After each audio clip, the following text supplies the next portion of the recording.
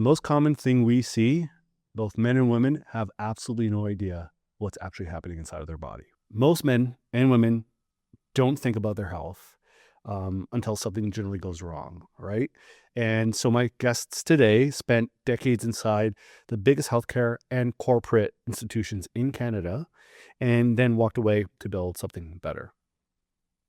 Carl Obey has 25 years at organizations like Life Labs, McKesson, and BioScript, and Mark Van Duderwaard ran real estate strategy at Loblaw companies for over 2 decades.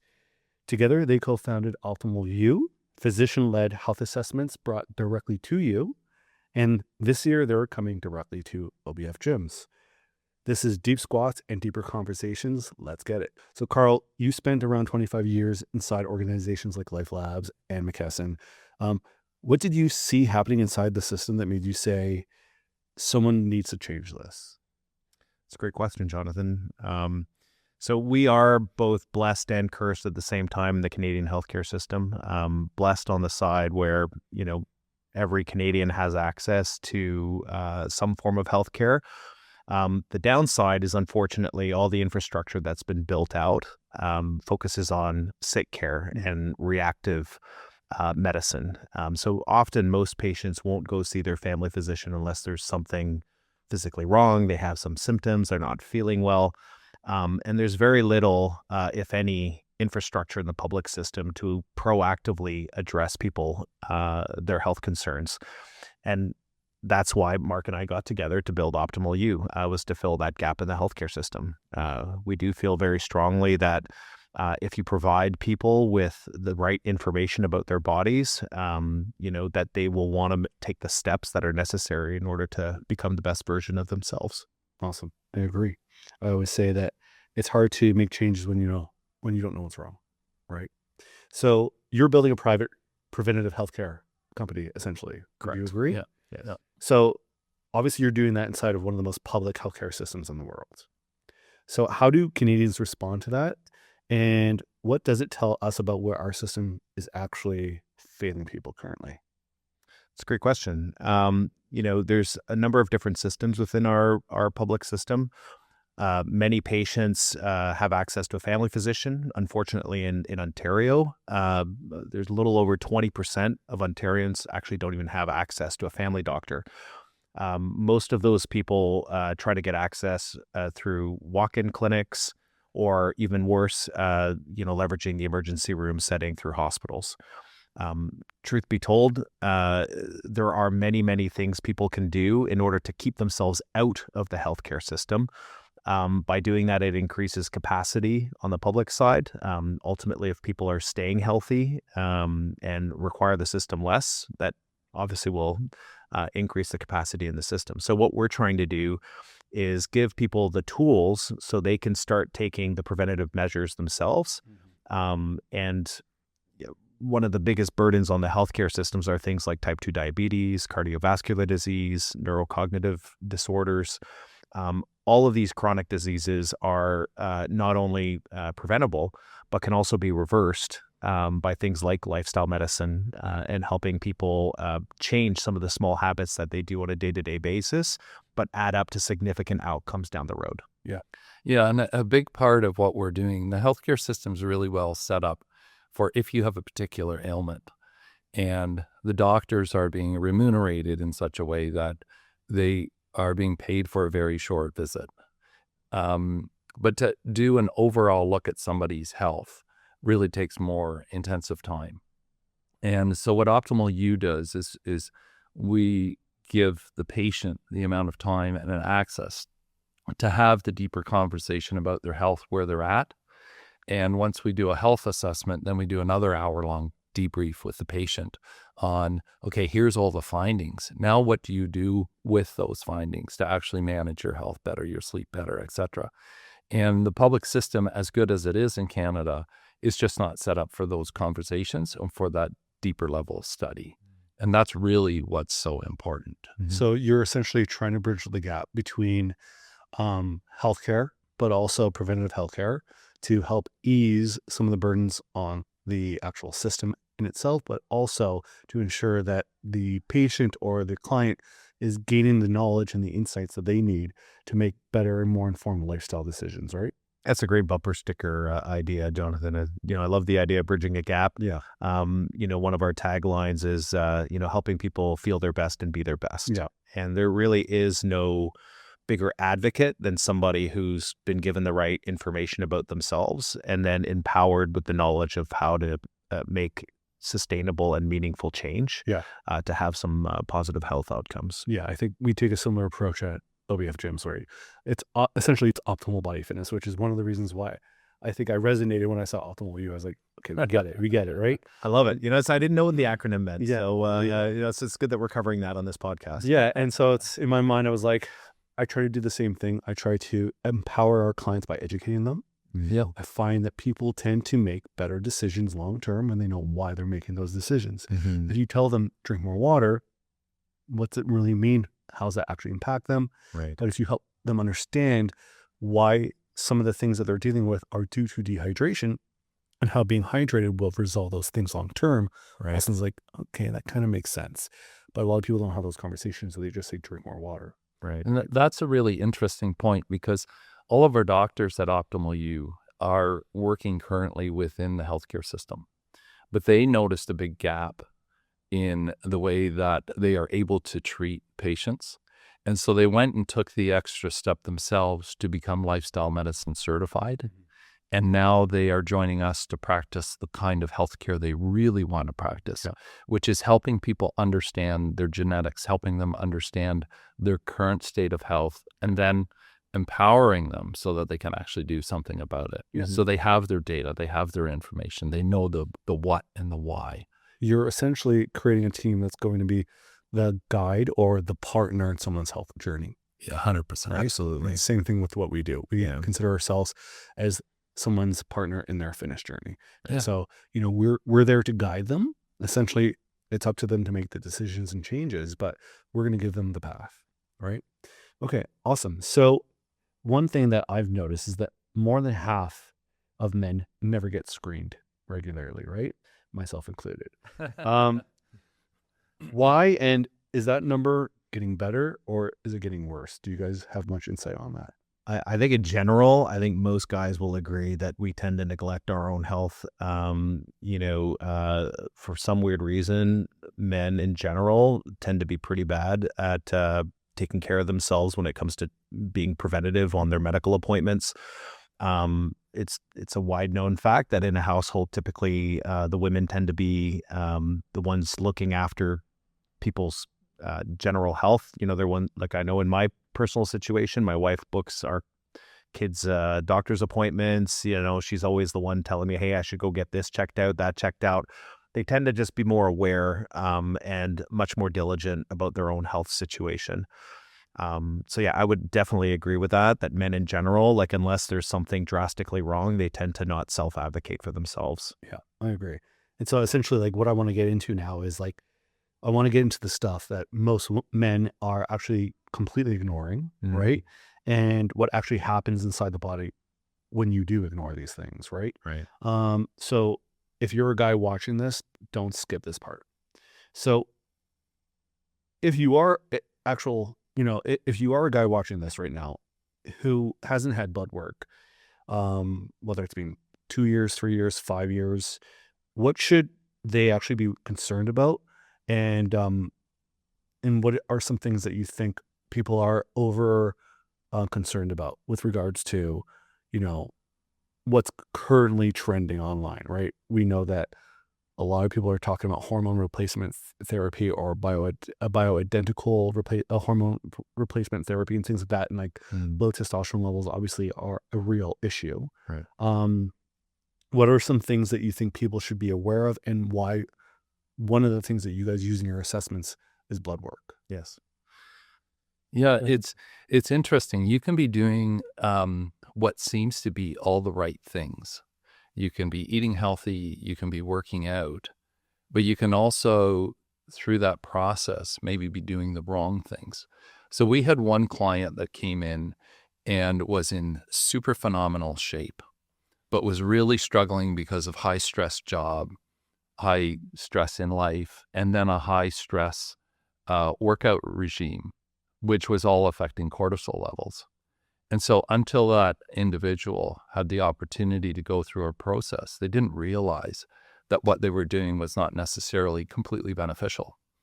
And so working out and fitness does obviously help you, but working out the right way can actually reduce some of your cortisol levels, going from a high intensity workout to adding in some zone 1, zone 2 training, all of a sudden changes the game and allowed this individual to get better rest, which is restorative.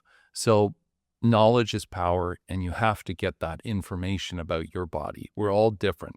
So starting with the genetics, adding in the blood work, adding in the fitness testing, creating that 360 holistic view of the individual creates the knowledge that then allows them to make the right decisions. I don't know if you have anything to add, Carl, to that. Yeah, no, absolutely. I mean, one of the things at Optimal U that we're trying to do is really empower people with their, the broad knowledge that they need for their own personal situation.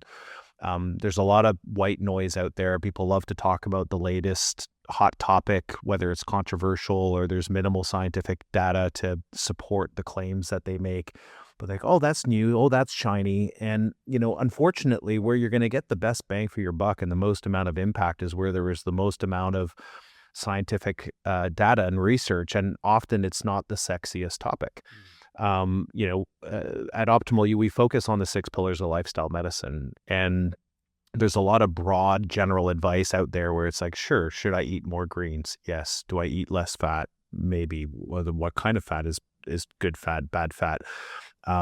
Sure. Should I be exercising more? Do I need to be sleeping better? Yes.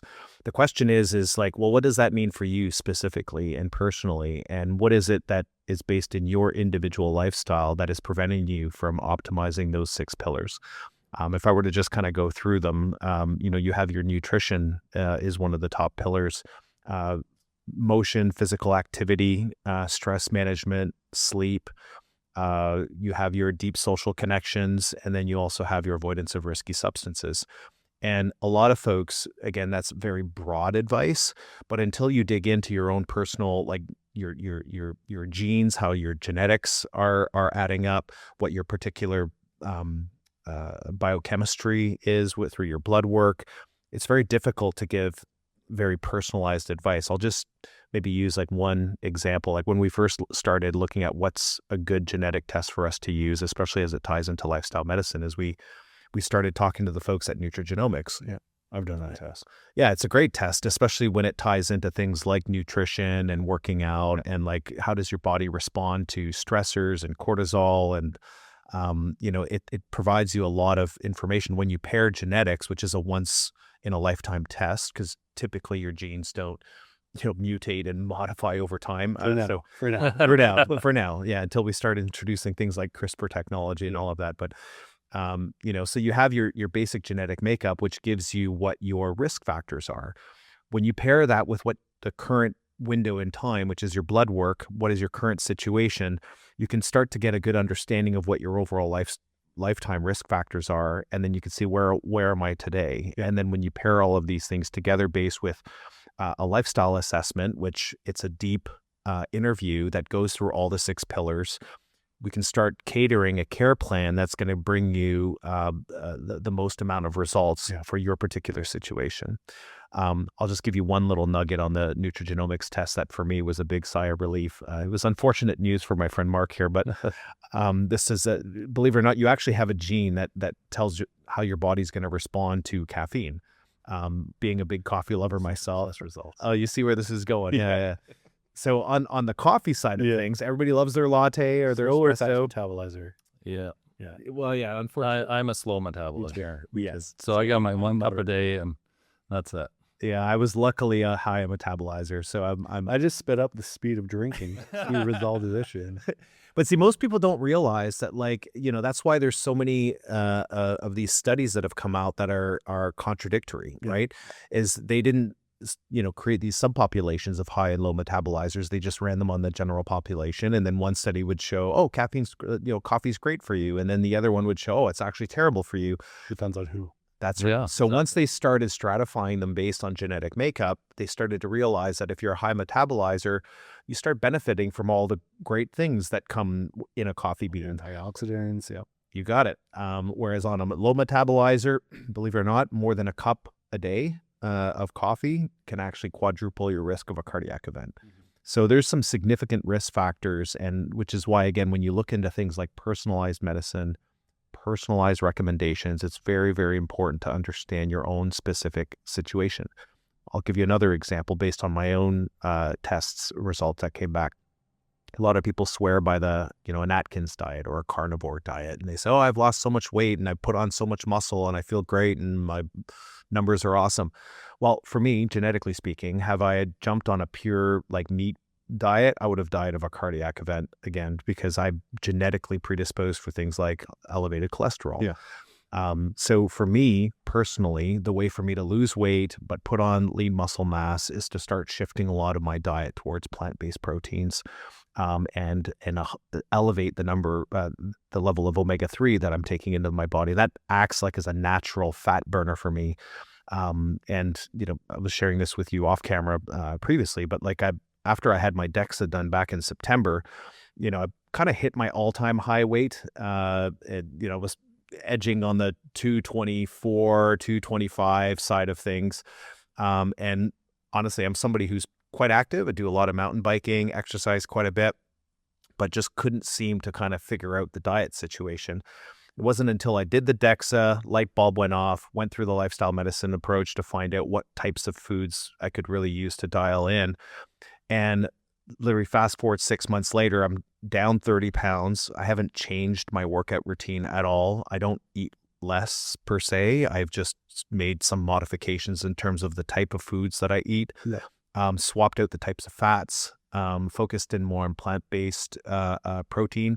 Still do a lot of lean, like chicken and things like that. But I have to say, with little effort, it had a pretty significant impact on my overall I'm sure a lot of that was just overall improving inflammatory markers within the body as well, right? Yes. So it was like if you were training as hard as you were, but your body was mitigating inflammation properly because of the food choices. Correct. You probably had higher overall levels of inflammation, which probably shut down your body's ability to, reduce your body fat, right? You were unable to, mobilize and use fatty acids for energy. So that makes a lot of sense. Absolutely. And all the pillars work together, For right? Can't have one without the other. That's right. So even when you eat, it has a huge difference. Have you ever heard of time-restricted feeding? I have, yeah. So I very intentionally also practice fasting. So typically I won't be eating past 8 o'clock. Yeah. On the avoidance of risky substance side of things. Again, very commonly would have a glass of wine with dinner, stuff like that. Yeah. Even just cutting that kind of stuff out, especially a later night drink. I'm sure a lot of your viewers already know this. If they're already training, they realize that if you do have kind of that alcohol right before bed or late at night, that's all you're burning at night. Yeah. Right. You're packing on the pounds and you're not burning through, and you're sleeping. You're not recovering well. You're restless all night. So all of these pillars tend to work together. 100%. You mentioned something, might be a bit of a sidetrack, but you said CRISPR. How far away do you think at least the executive or private healthcare industry is from accessing stuff like that for a certain clientele? Interesting. Well, CRISPR technology is largely focusing on things like treating disease, largely in oncology, so cancer treatments, things like that. There's a lot of interesting promise. On the side of prevention, there's a lot of controversy there too, because now they're at the stage where you can do full genome mapping. People can find out I'm at risk for eventual dementia, or I'm at risk for elevated cardiovascular disease, or I have a 3-fold risk for this type of cancer. So it's very interesting to see where things may or may not go down the road on the genetic side, and who knows, maybe genetics at some point will have some form of fit in well in prevention as well. I hope so. It'd be cool. Sounds like a powerful tool, right? Yep. Yeah. Awesome. So there's a massive conversation happening right now. Testosterone optimization, peptides, blood work. For example, the U.S. government is apparently even talking about making TRT a national men's health strategy, right? Based off of that, what do you think is overhyped, and what do you think is actually important? Yeah. Yeah, it's really important to get the right foundation and understanding your current health situation and getting the right testing to know where you sit and what issues actually exist. So where your genetic weaknesses and strengths are. And as we talked before about blood work, where you actually sit today, that's the foundation. And you can do a tremendous amount in terms of preventing diseases through modifying your lifestyle, particularly diet, exercise, and sleep.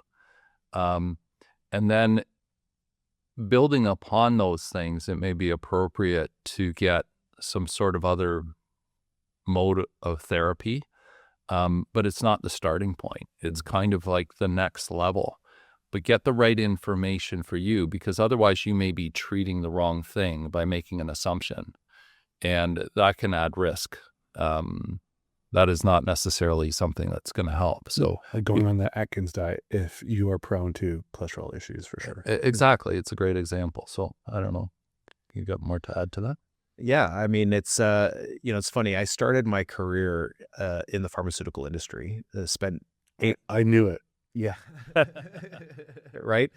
And it's funny, the mantra in pharma, is always start and stay, right? How can you help patients start treatment, get access to medication sooner, and then helping them stay on medication? It's kind of interesting now that we own a business, which the idea is, how can we help people get off of medication, right?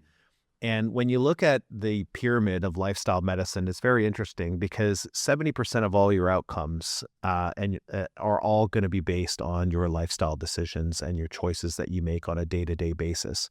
And then at the very top of that little pyramid is the 30%, which is, okay, pharmaceutical intervention, surgical intervention. Yet most of the conversations that are happening in the marketplace are, how do I get access to faster surgery? How do I get access to cheaper drugs? What hormone can I take? What injections can I take? And quite frankly, because it's less of a sexy discussion, you ignore the bottom 70% of that pyramid that's going to give you the most amount of results and the most amount of prevention when it comes to chronic disease. Yeah. So I would almost flip it. And when you're saying, like, how do I get access to testosterone treatments and, like if my levels are dropping, a lot of time it's like, especially for men, there are natural ways of elevating your testosterone levels, which include things like training. The large majority of the population will rarely drop below clinically dangerous levels of testosterone. How do you know if you're that person that would benefit or should benefit? Get tested, do regular blood work, speak to your physician, make sure you're involved in a preventative health program. So with the tests, the blood work, you guys are doing a full hormonal panel? If required, yeah. So, you don't need to run hormone panels on everybody. Usually if symptomatic, right? Yeah, usually if you're presenting with symptoms, for men, a lot of that would be there'd be some physical attributes, there'd be a lot of fatigue, lack of energy, and again, there's a lot of differential diagnosis stuff. Like it could be a thyroid issue, like this. So there's getting regular blood tests, speaking with your health professional regularly. I think that's an important piece.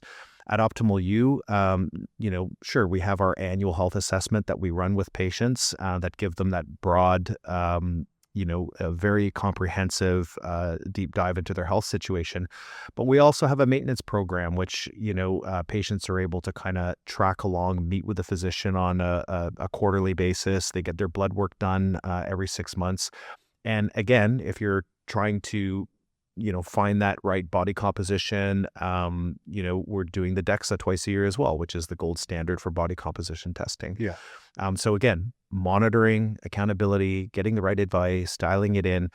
And, your care plan is going to change as your body changes. And if you're doing all the right things, your body will see the results. It will respond. Yeah.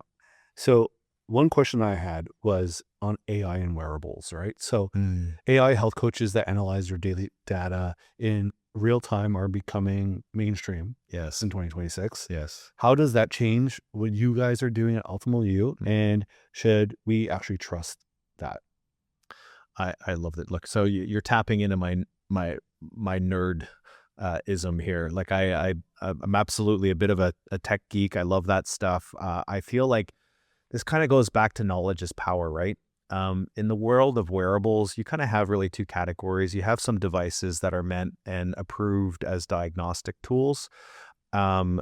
Wearables or consumer wearables are really not designed to diagnose anything. It's meant to provide you with some valuable insight. Again, more for like things like trend analysis. I've been wearing an Apple Watch forever, just monitoring my own activity, my trends, mostly to help me, spur myself on to make better health choices. My watch yells at me all the time. You've been sitting too long. Time to stand up. Go for a quick walk. Yeah. The difference is like most people don't listen to it, right? It's like, how often has your watch yelled at you saying, "Okay, you've been sitting. It's time to stand up," and you just ignore. Yeah. They're making it so you can't ignore it. You got to actually stand up. Yeah, you have to stand up, exactly. Buzz or something. At Optimal U, we've actually partnered with a company called Ultrahuman. So they're a company that manufactures these smart rings. We've had a chance to pilot them. We're now using them with our folks that are a part of the maintenance program. The ring is really designed to help track sleep, recovery, physical activity. It gives you real-time feedback, and it gives you great advice. Again, we're pairing that data with actual physicians that are, looking at 3-month trends. It helps lead to deeper discussions on, okay, so I noticed you've had a dip in the month of February. Let's have a conversation about that. What's been going on in your life? Why is it that your sleep scores just kind of plummeted? And it leads to practical, really leads to practical changes and conversations. Ultrahuman has a great ecosystem as well. So one of the things I've been using are the wearable continuous blood glucose monitoring device. Yeah. I was actually shocked in terms of how helpful that was for me. Yeah. One of the things I didn't quite realize is how much certain foods had such an impact on my sugar spikes. Yeah. And over time, as your sugars eventually, start to go out of range, obviously, if you have a healthy pancreas, you're generating insulin, that lowers the level. Over time, as you keep going in and out of range, unfortunately, that's what eventually leads to type 2 diabetes. Mm-hmm. So with the blood glucose monitoring device, every time you'd hit a spike, it's a teaching moment, right? So you could eat a bagel and suddenly it goes out of range. Your phone tells you, hey, you're out of range. What did you just eat? And then it'll give you some great insight and say, well, did you know that if you put some avocado on top of that or, additional fiber, like you can lower the glycemic index of that particular food? Mm-hmm. Did you know that if you have this food at a different time of day, or if you have this meal, now's a perfect time to go for a walk. Yeah. And you get to see the data in real time. You start to see it go up, then you go for a 15-minute stroll. Oh, you didn't quite go out of range. And now it plateaus and you've minimized the spike. Yeah. So we use tools like this as teaching tools. And then obviously over time, as people start to learn their own bodies, they can start making those micro adjustments that will lead to long-term results. Yeah, the first day I had my Ultrahuman ring, I was like, okay, what's this about? A little bit skeptical, right? And so I wore it to bed that evening, which is a lot easier than wearing a watch. Like a watch is kind of clunky at night and it may disturb you. A ring, you don't even notice. And so that night, I thought I got a good night's sleep, 6-7 hours in bed, whatnot, but I actually only had 24 minutes of REM sleep. And so I was like, what the heck is going on? Can this be right? And so after a few days, I was like, yeah, I'm actually not getting enough restorative sleep. And so I started to change my habits in terms of how I prepared to go to bed at night, and it made a massive difference. So there are things, again, that knowledge is power. We like the wearables as a teachable device, as Carl was saying. We are also thinking that over time, if people use them consistently, the information that is available can be brought into the conversation with the trainer, with the physician, to actually say, okay, we're noticing this because it's being monitored all the time. Now, what do we do with it? How can we help you? Like, you know, on a trainer and on the gym side, you're in the business of helping people achieve their best health results. We're in that business of helping people get that baseline of information so that they can do the same thing. So this relationship between the different approaches is really, really important for people to achieve their best health outcomes, and the wearables kind of fit in there as another tool. Yeah, and that's awesome. And obviously, you know, we are collaborating. We are bringing this to OBF gyms for our clients, and you know, spots are obviously extremely limited. So this is something that is like, to me, we're going to approach this like a VIP experience for our clientele. Right. So with that said, like if you were to tell our audience what we're doing together, like why does this kind of like make sense for both parties to engage in this collaborative experience for our clientele from a educational standpoint, a preventative, you know, foundation of healthcare standpoint, and then an optimization of fitness standpoint? Right. I love that. You know, our doctors keep telling us the number one success factor in your health outcomes is your desire to and willingness to make the changes that are required. Yeah.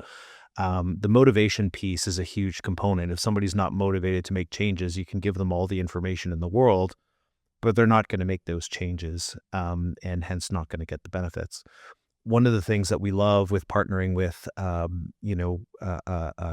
facilities like yourself, like at OBF, is I'm assuming the people that go to the gym and are paying for personal training are highly motivated individuals. These are people that are willing to invest in their own health, or willing to invest in the time and the money to get the right kind of training, get their health situation sorted out.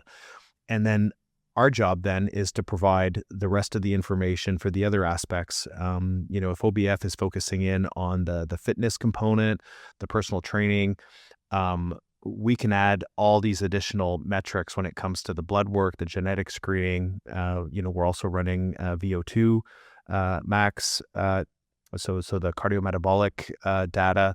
We're doing force plate analysis, grip strength analysis. We're providing DEXA scans for patients as well. Yeah. So it is a very comprehensive assessment. This is essentially something I've always wanted to integrate in my business. It's something that, you know, I eventually wanted to get towards one day. So it's exciting for me to know that it's kind of something that I can now access quicker. Yes. I've always been interested into the data, especially when it comes to like blood work, panels, genetic testing, all this stuff, even like food intolerance tests, like sleep analysis, all this stuff has been useful information for me in my life, and I've implemented it all, right? Yeah. But even with some of my specific clientele who were willing to go that extra mile. But I think it's a piece of the puzzle that should not be ignored, but often is, especially for clients maybe who aren't getting the results, even though they're putting in all the right inputs. The outputs aren't matching.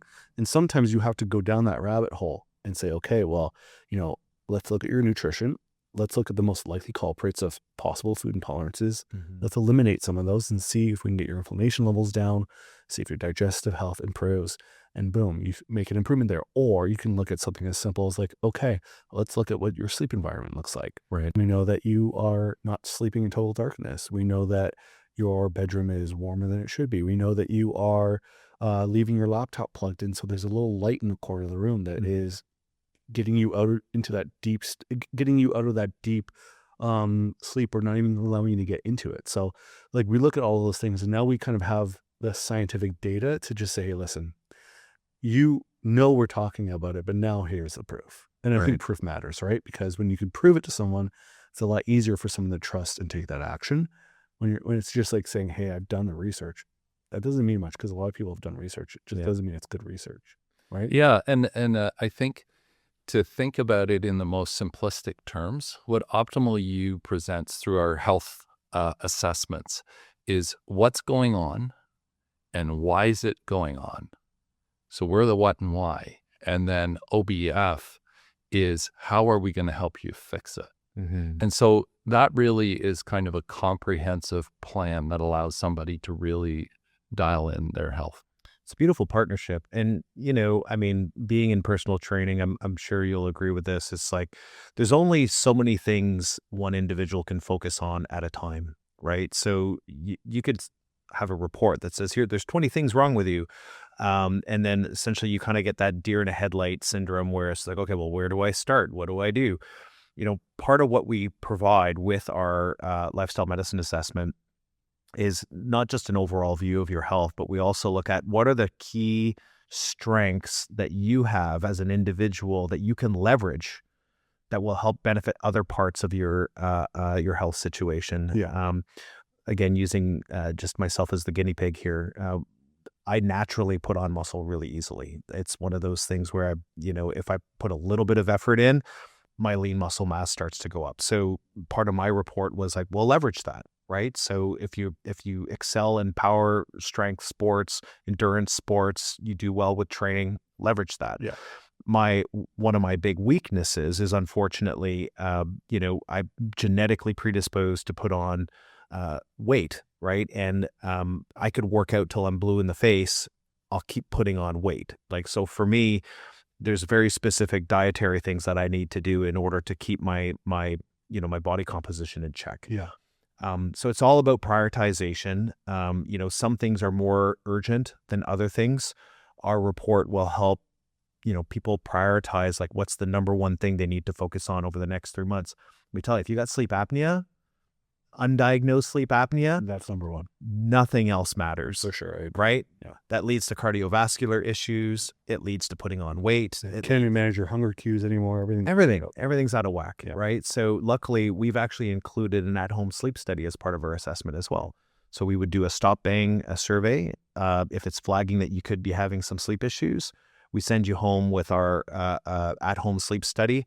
It's just as medically and statistically significant as going to one of those labs where, you're kind of like in this UFO, observation room and wired up. I don't know how anybody can ever sleep in that environment. So we've partnered with a company that provides an at-home sleep studies test that can diagnose sleep apnea. That's awesome. Yeah, and just to add to that, another big thing is, so you can go through all this testing, but a lot of times if you go to the doctor or you get some sort of assessment done, you don't actually end up with a report and with your own data. Agreed. Yeah. And we provide each and every client with a report that takes a look and highlights the strengths, the weaknesses, the action plan, all of that in plain English so you can understand it.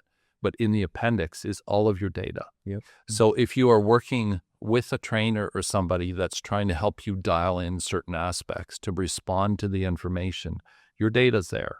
And when you go through the process the next time, you can compare back. Yeah. So again, it's that whole knowledge is power piece. And we're trying to give people access to their own information, answer the what, the why. Yeah. And so I think that's really key in empowering people is to give them their Yeah, information. it makes me want to do it. I'm going to be honest. Right? Yeah. Well, it's a really good point that Mark brought up. We get asked this question all the time, right? Because you hear about these executive health assessments and executive health clinics. Both Mark and I in our corporate jobs had access to those clinics. We could go in once a year, get some testing done. And really, you get one of two things coming out of those experiences. God forbid, they find something, you leave the room with a referral to a specialist, and now you got a deep dive to, hopefully find out something that ideally is not an issue, but you leave with a referral. Best case scenario, you get a handshake and you say, congratulations, doesn't look like there's any major issues. We'll see you next year, right?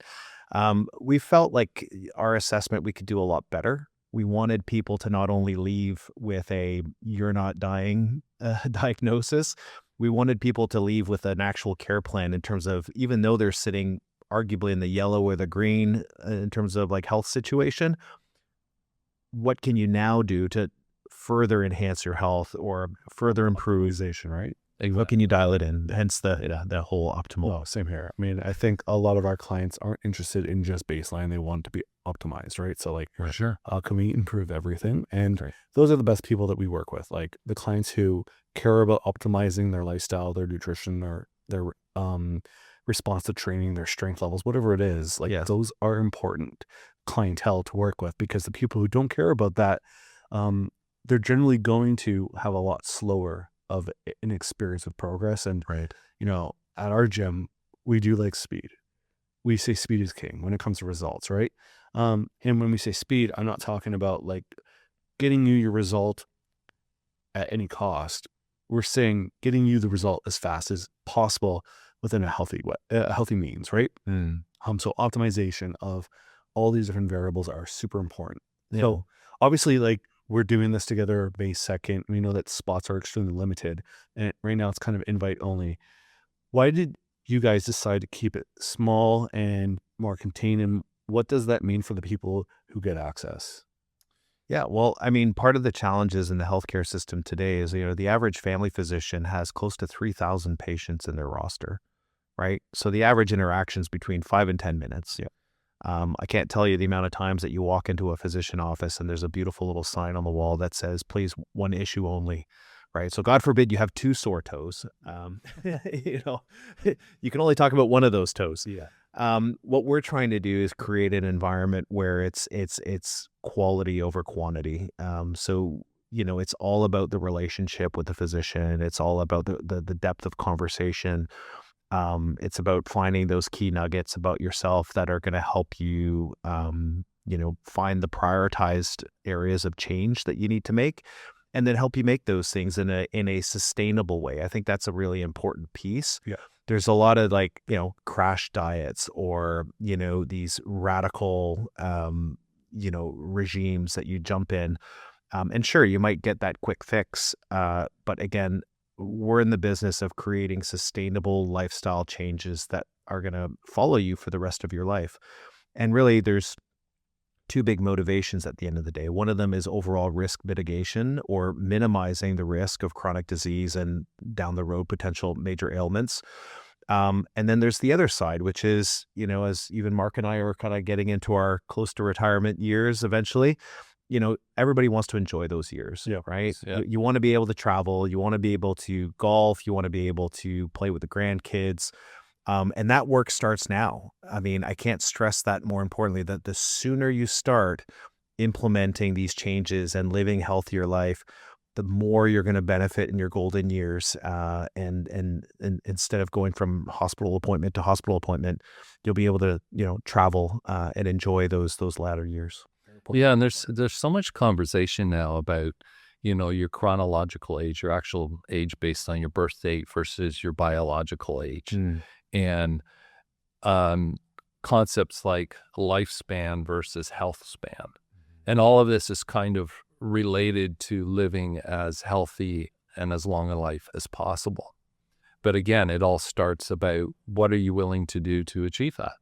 Are you willing to live a life that has some level of discipline in it, to feed your body good nutrition, to look after your body with good physical activity and the right physical activity, and manage your sleep, your stress, those types of things?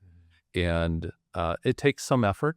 But as Carl mentioned before in this conversation, some of those things are that you can do as modifications can have pretty big payoffs for not that much additional effort. It's about having the courage to just take that first step.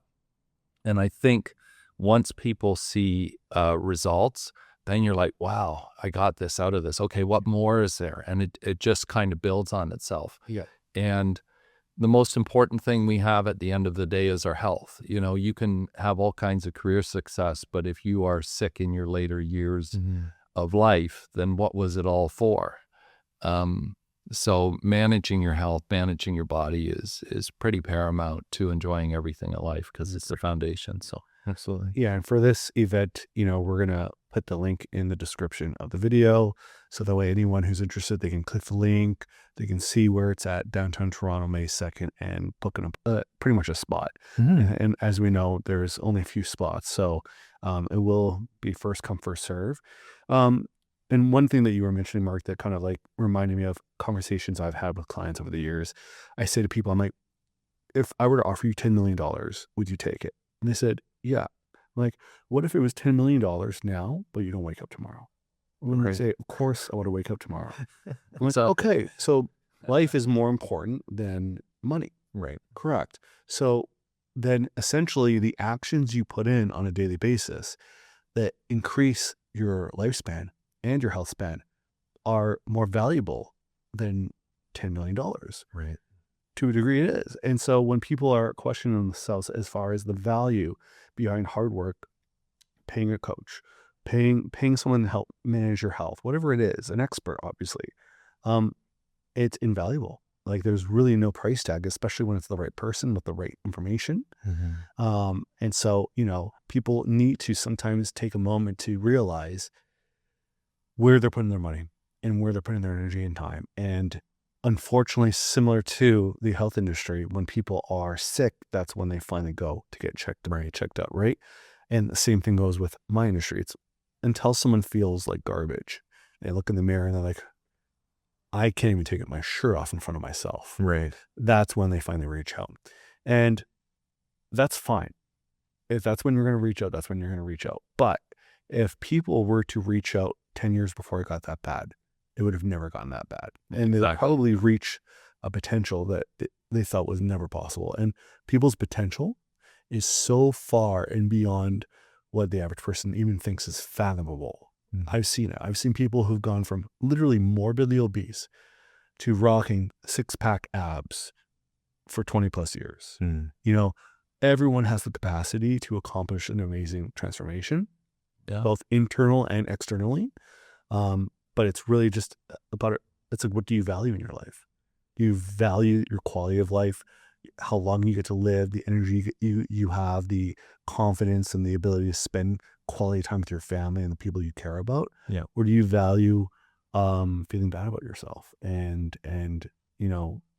eating foods that aren't going to help you and staying up all night scrolling social media because you can't fall asleep? It's just about priorities, and sometimes people get stuck. So it's nice to know that there's other people in other industries that care just as much as we do with stopping that and getting people out of those situations. It's key, right? And there's also so many diseases that we suffer from, like type 2 diabetes, cardiovascular diseases, certain types of cancers, for which the risk factors can be drastically reduced through lifestyle modification. And some of our physicians have even had experiences that they've told us about where somebody was ill in a particular way, maybe pre-diabetic. Lifestyle modification was, employed, and the person started actually taking care of themselves. And the human body has the ability to respond to that and to start to heal itself. So it's never too late to start. We're also not afraid, by the way, of people who have an underlying health issue or have a disease that they are struggling with. Those people, we welcome them in, and we can work with them based on what their scenario is to try to do as much as possible to help them feel better and to recover as much as possible. Who better to work on that? Exactly. Question. What are your thoughts on like functional medicine practitioners, functional medicine doctors? Obviously, it's a little bit more regulated in the US. So people can actually be functional medicine doctors. Here, it's more so practitioners. Yeah. Do you guys have people like that on your team? Or like, what is your overall thought in that current, like, I would say, niche of practitioner? It's funny, like when we first started looking at Optimal U and seeing like, what are people looking for? The word functional medicine, ironically, was one of the most Googled alternative medicine terms that came up. So we found out quite early that people are looking for alternatives. They have a family physician or they don't. But it became very apparent to us that there was this underlying unmet need. People felt like, I'm not getting my needs met by the public healthcare system.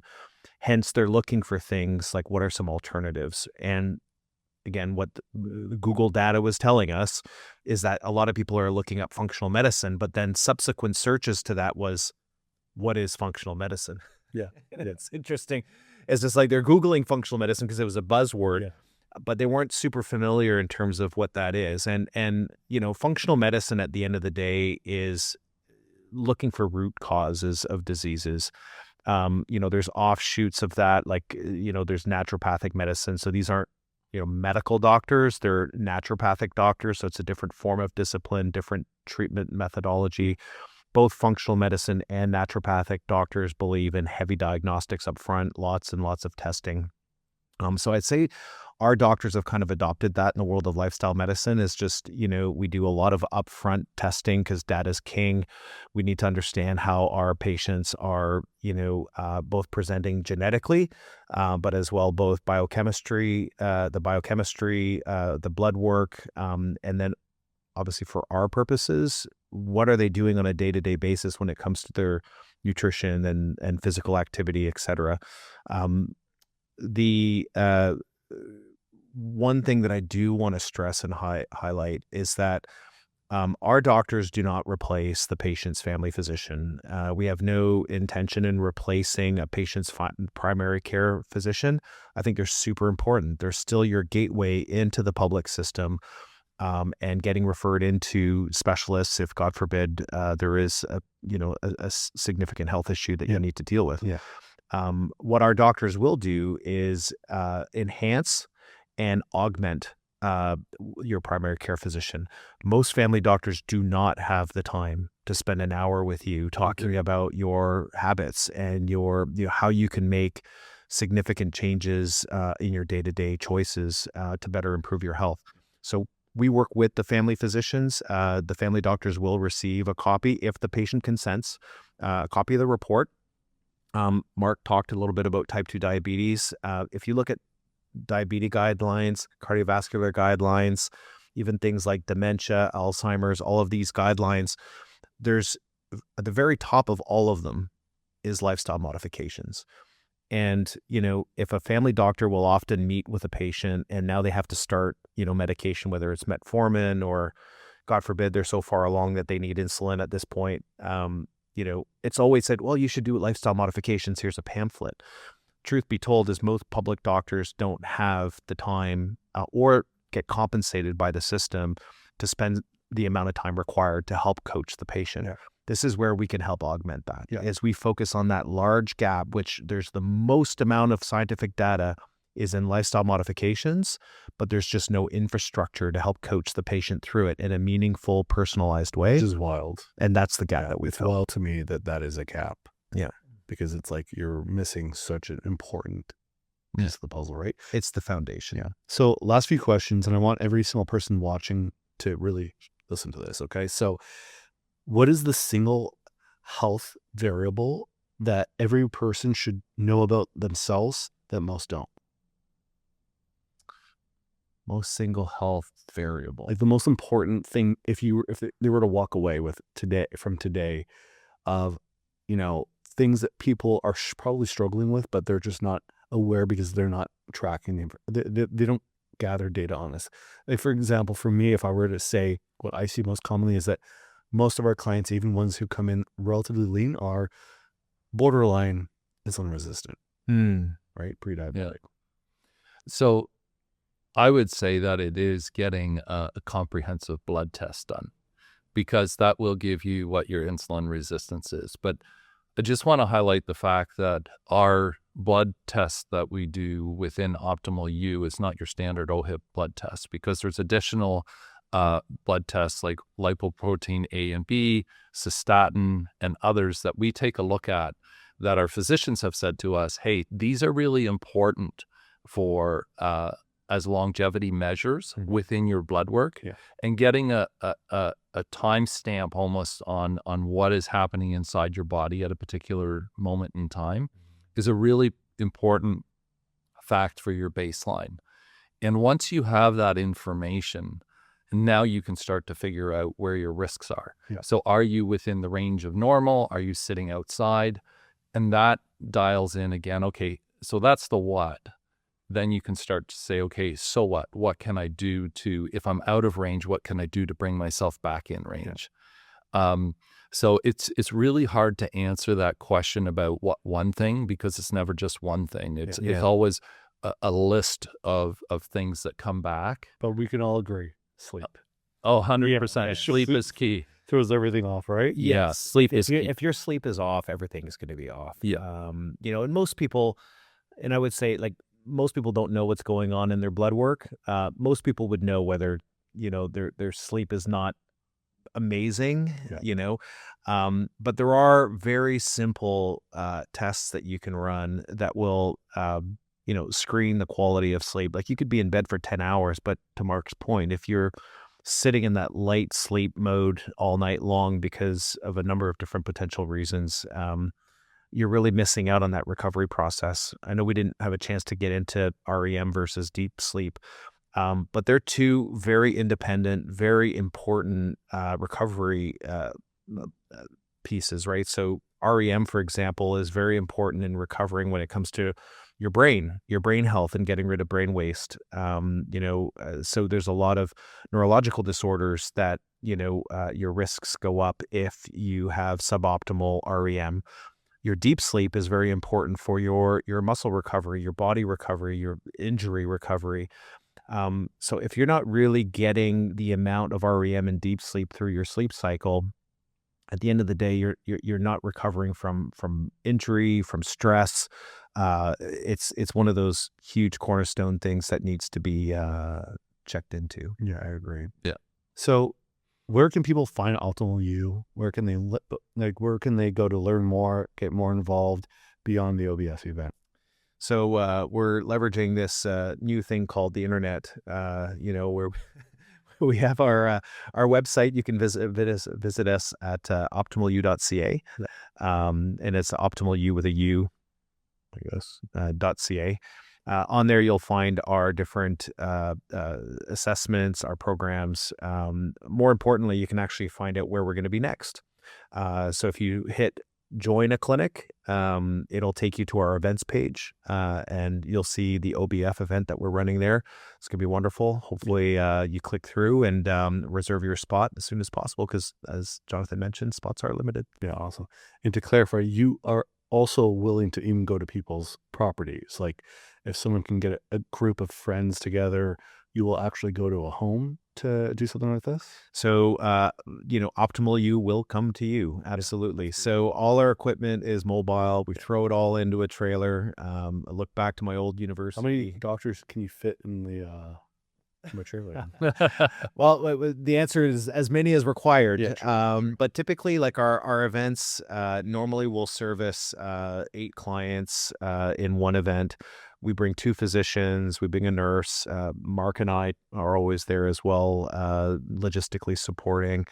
And then we typically have a personal trainer, kinesiologist that will run the VO2, force plate analysis, functional movement test. And the grip. And the grip strength. What's the greatest grip pull you guys have seen?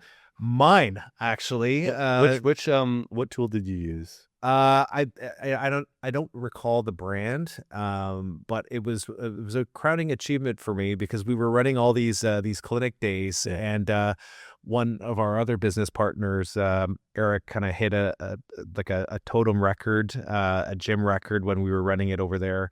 And just before, as they were taking all the equipment out, they kind of handed me the grip strength. They said, "Oh, let me try this thing." Smoked him? Yeah, it was like 82 kilos. What is that in pounds? Oh, I'm not sure. 2.2, be 170 something.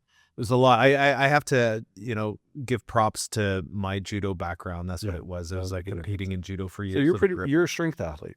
Yes. Should be prioritizing like fast twitch muscle fiber type stuff. Yes. Neurological, like CNS style training. You probably really benefit from that. And it ties in even to my mountain biking now. Like I'm more of like a HIIT training. Mountain bike and cross country is very much like steep climbs, downhills. Awesome.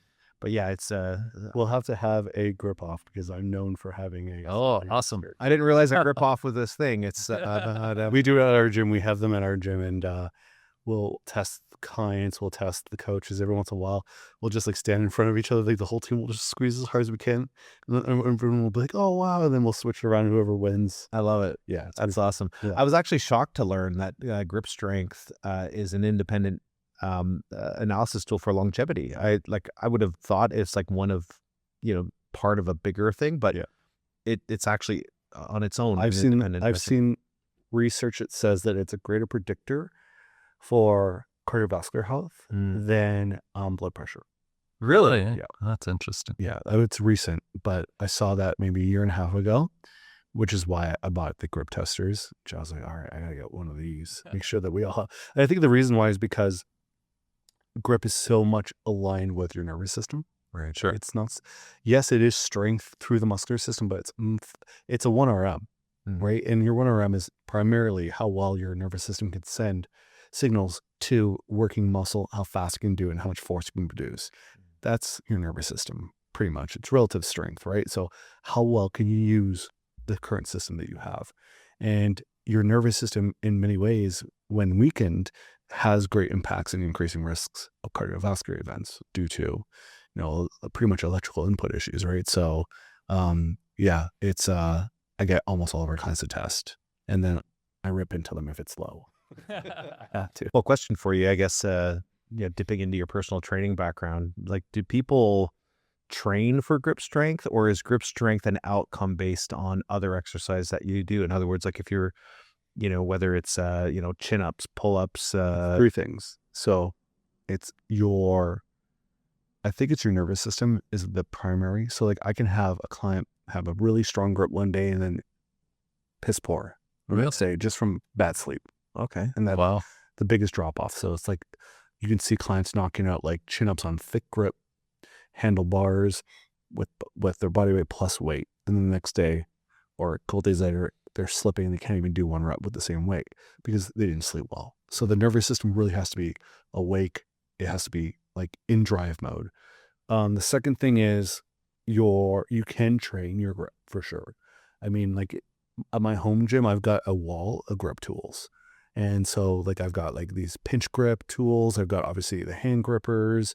I've got the roller. I've got the leverage bar where you can do like ulnar flexion, ulnar deviation.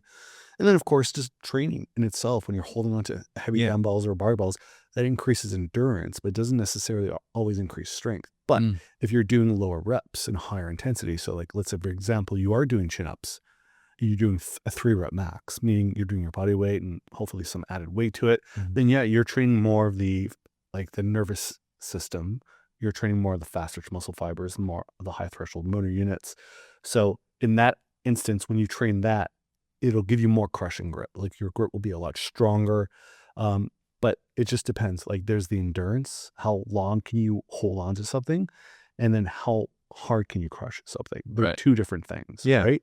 So like someone who does judo, someone who does Brazilian jiu-jitsu with gi, they're going to have incredibly strong grip. Right. Someone who does badminton is not, because there's no real need to have a strong grip. Right. So yeah, you're right. Judo, Brazilian jiu-jitsu, those athletes tend to have good grip, but they also tend to need good grip. Yes. So training grip primarily for that sport is hugely beneficial. I'm curious, even things like, playing piano where you got to learn scales and it's like that won't increase grip strength. What that'll do is that'll increase coordination, right? So motor patterns, right? And you'll have more precision. But training grip heavily will actually probably not transfer well to piano. Because think of it like if your grip is always fried because you're training it, how well will your hands respond to something that needs to be a lot more about finesse, right? It's like ballet, right? That's ballet for the fingers. A lot of ballet athletes actually strength train. A lot of people don't realize that, but they also do a lot of plyometric work, which is the jumping, the leaping. That's right. Some of them have the nicest legs you can imagine, right? But they also can't train in a way that's going to pack on huge amounts of muscle mass, right? Because they have to stay small and light. So the style of training and their nutrition is going to be different, right? But yeah, I mean, like anything that's more like a dexterity and more of a precision type, event, like playing the piano, I would assume is much more about skill, Right. than it is about a strength output. Like the variable of strength training in itself, strength training your grip, would go towards sports where the grip, being able to grab something and not let go, Yeah, where it's really is intense. magic. Yeah. I would imagine rock climbing is probably another one of those big ones. Yeah, rock climbers generally have the highest grip to weight strength ratio out of all athletes. Yeah. Yeah, because you're using your fingers to hold up your entire body weight sometimes. Yeah. Just the tips of your fingers. Sometimes those two. Yeah. It's nuts. And they also have a lot of motivation to not let go. Yeah, but they're also often lighter as well because they don't need to be 250 pounds. When you're rock climbing, you need to be 125, right? I have the worst rock climber body of all time. There's no way I'd be good at it. Yeah, so instead of rock climbing, you might have a different sport, right? Yes. Like you said, judo would be a good one, right? Yeah. And it's funny how like different types of people with different types of physical attributes oftentimes find themselves in different types of sports that they are going to perform better in, because people are innately going to lead themselves down towards something that they're good at. Right. People don't want to spend time doing something that they suck at. That's right. And they're unlikely to keep going down that path. Mhm. Right. And so like to discuss like even like further like more about the nervous system, like our kids, what we do with them is 0 to 12. If you're going to do any type of sport or any type of training, we focus primarily on just ballistic movement patterns like gymnastics and martial arts, because what we're trying to do then is just develop the nervous system, develop the motor skills, the motor firing patterns, because that will transfer to any sport you can possibly imagine, from long distance running to sprinting to boxing to bobsleigh, better than anything else. Whereas a kid who did nothing from 0 to 12, Right. it will take them 18 years of training. So 5 Olympic cycles to get to the point where they're good enough to possibly compete in the Olympics at a sport if they're gifted. Wow. Well- Whereas someone who did no sport from 0 to 12 and then started 4 years. Incredible. Eh? Yeah. So the nervous system is, in my opinion, the missing link in most people's strength training, which we prioritize it. It's like a big component of what we do. Yeah. And It's not really training cool. the nervous system. Interesting. All right, guys. It was really fun having you on. I really appreciate your time. Thanks, Jonathan. And Thanks, I'm John. excited to see what we do May 2nd. Yeah, me too. Great. Boom. Should be fun. Awesome.